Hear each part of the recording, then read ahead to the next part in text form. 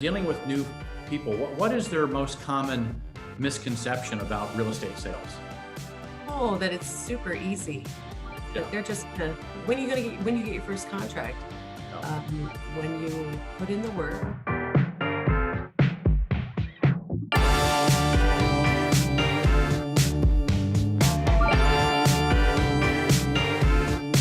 Welcome to Success Superstars, episode number 146, and my special guest from San Antonio, Texas, Kim Nichols. Kim, welcome. Hi, Hey, how are you doing today? I'm doing well. Cold, but I'm doing well. Yeah, cold here too. I'm excited. Next week, I'm flying in to see one of our associates become president of the local Women Council of Realtors. I'm excited to be at that installation and celebrate JPAR leading the way in the local real estate market. Absolutely. So tell us a little bit about yourself, your market, and how you got into real estate. Okay. I'm former corporate America. I was a vice president, and my job was to go around and take care of compliance with multiple sites and train a lot of people. And when I left that world, I didn't know what to do. And a good friend of mine was a realtor. And he said, "You should be a realtor." And I said, "What? Why would I do that? I went to college, have all this education. I spent a lot of money." And he said, "You'd be surprised the way it'll change your life." And here we are. Now I'm here. 95% of us, real estate's a second career, and it's been, I know for me, it's been the biggest blessing I've ever had. It is for you as well. Now, besides being a successful real estate professional, the CEO of your own business, you're also a mentor and you're also a recruiter for us. So you have multiple roles within the brokerage. Let's dig into each of those roles a little bit. For yourself, coming from corporate America, obviously you had system structure and disciplines. How did that translate to your real estate practice? So the systems part was easy for me. And JPAR provides, which is one of the main reasons I came to JPAR, the systems are amazing. And it allowed me my opportunity to go in and work with my own skills and get those set up. I'm very good at that. So it helps keep me in line with what I need to do and keeps me abreast of everything and in front of my customers all the time. So the systems part was easy. The discipline part was the hardest part because in corporate America, you have to be somewhere at a particular time. You're responsible to do X, Y, and Z, and you are held accountable for that. As a realtor, not so much. You have to do it yourself. And it took me a little bit of time to figure that out, but I've figured it out and I'm doing pretty good with it now. So once you figure that out, you figured out that discipline is something that's great. And accountability is something that's even greater. That's when your biggest breakthrough began, and that's when you started to be consistent and to generate consistent income. Yes. Now you became so good at that, you became a mentor, and I want to talk about mentorship in a minute. But tell me a little bit. You shared with me that the three things that really define you is you work with a purpose, you honor your time, and you put yourself first. Yes. That's a very clear definition. Let's break those down a little bit. What do you mean by working on purpose? So what I mean by that is when I'm at work or when I'm working, I make sure that it's to get me where I'm going. Anything that is a time waster, anybody that is not, that cannot, how do I say this, compliment that or push me in that direction is a time waster. I purposefully make sure everything that I am doing is going to get me to where I need to go, including interacting with people, going to events, sitting and scheduling, watching The Mandalorian with my teenager, all of those events. What is the purpose behind what I'm doing? And is it going to get me somewhere? If not, I need to recognize that and move away from it. Love it. And that ties into honoring your time. They kind of go hand in hand, right?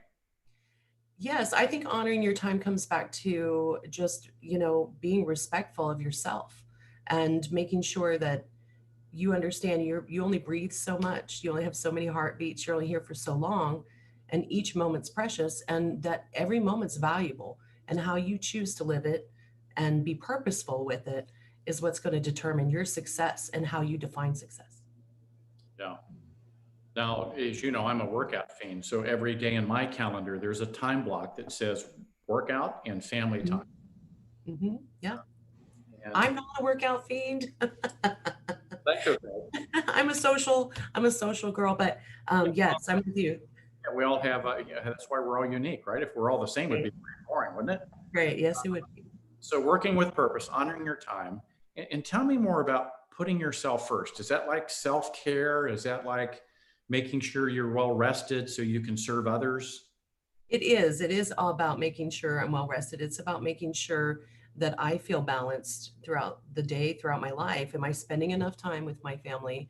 Am I spending enough time with mentors myself so that I can grow and learn? Am I doing enough research and education to make sure I'm positioning myself in my market the right way so that I can be successful? Honestly, Mark, it's mostly about caring enough about myself that instead of doing activities and blocking time to do things that don't get me to my goal, and respecting myself, and by saying, you know what, I'm going to put myself first, even though I want to help this person write a contract, right? Or I want to help this person. I need to make sure that my goals and my needs are met first so that then I can help them. Like the airplane, right? When the mask falls, you put it on yourself first. Right. Yeah. And so that all has served you very well. You know, I was thinking of your first one, you know, working with purpose. I call it avoiding energy sucking vampires. Yes. Amen. Yeah, that and surrounding yourself with folks that are lifting you up and encouraging you and providing value and trying to make a positive difference in the world, right? That's a magnet. That's brings joy and makes so much of a difference. It Now, does. now you're also because of your success in your tenure, you're also one of our senior mentors, and so you have several what I call emerging champions. You know, all champions were once a beginner. So you have these folks under your tutelage. Do you enjoy it?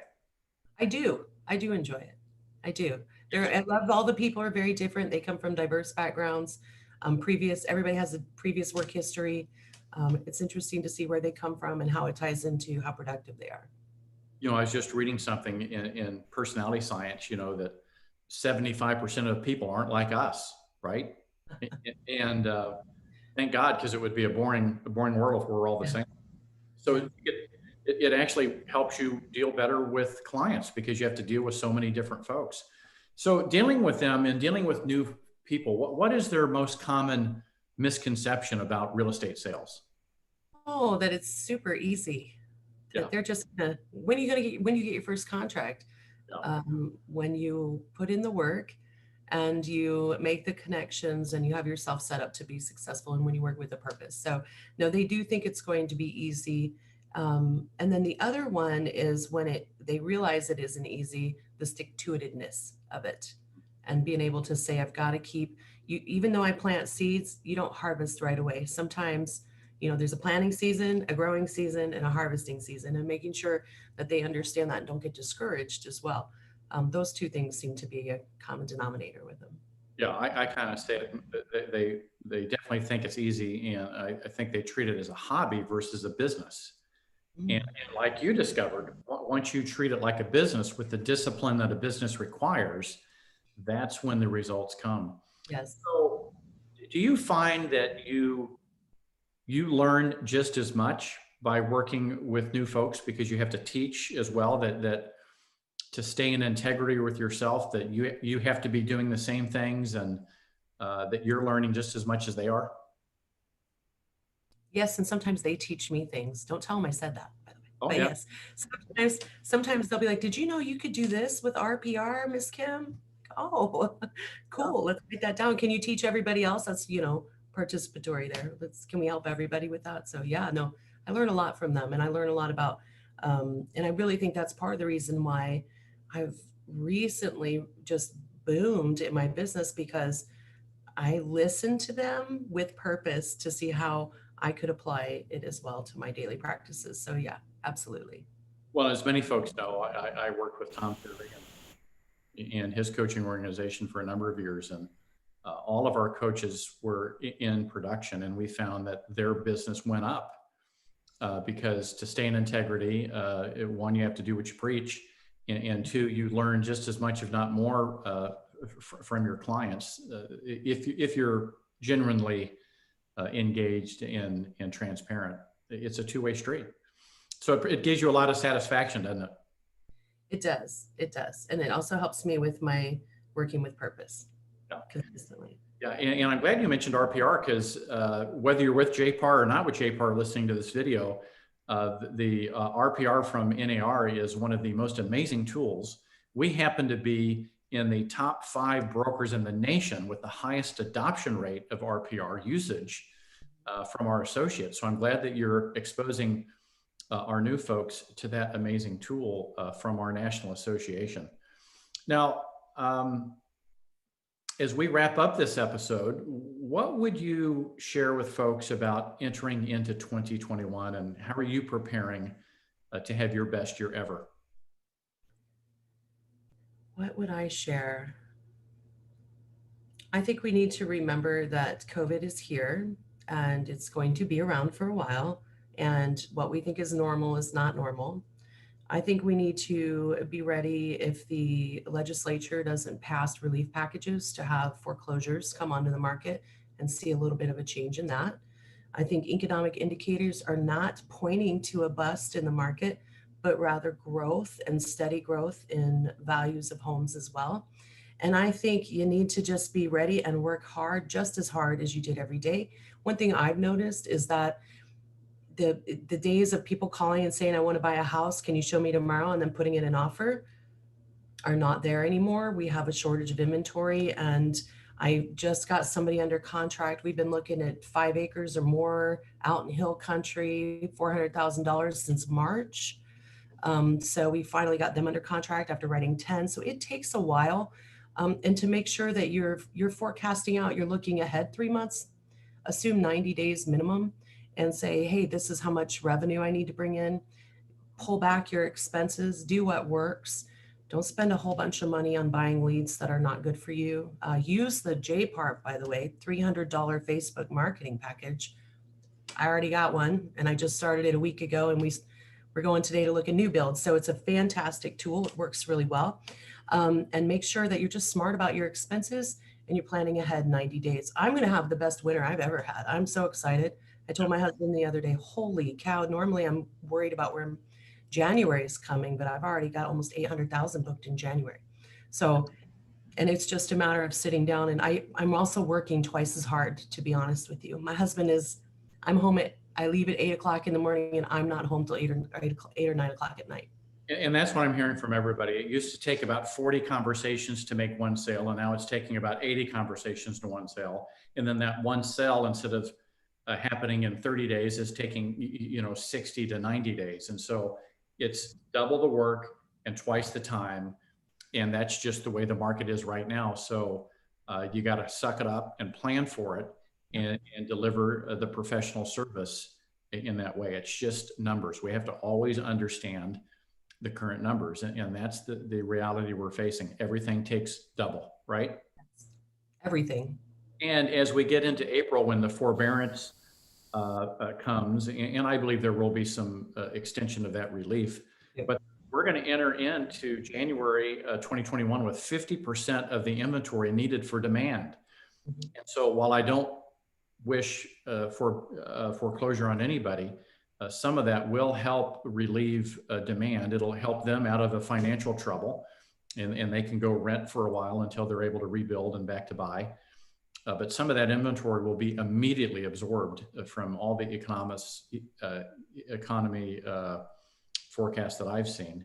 Yes. We are going to have Lawrence Shun on this show, the NAR chief economist, and for a special JPAR webinar here in January. So we'll announce that, and he has some amazing statistics to share on both of these topics in January. Well, Kim, thank you so much for sharing your expertise. If they need to get a hold of you for a referral from anywhere in the country, people moving into San Antonio, how do they get a hold of you? Honestly, Facebook is the easiest way to get a hold of me. I do have my JPAR website, kimberlynichols.jpar.com, and you can find me at Kimberly Nichols on Facebook. That would honestly be the best way to get a hold of me. There you I go. got to tell you, Mark, I've been doing recruiting for you all, and I am meeting some of the most wonderful people. We're bringing them on, and they are excited and they're smart because they see what JPAR has to offer, and they understand it gives them more money in their pocket to put 10%, which is what you should be doing, back into their marketing so they can grow their business. And I spoke to a woman yesterday, 38 years in the business. She's coming. There we go. Yep, Well, I can't wait to welcome her. Make sure I get her email so I can I will. thank you and a welcome and joining our amazing cause here. Well, with that wraps up this episode of Success Superstars. And until we see you again, may your choices reflect your hopes and not your fears. Take care.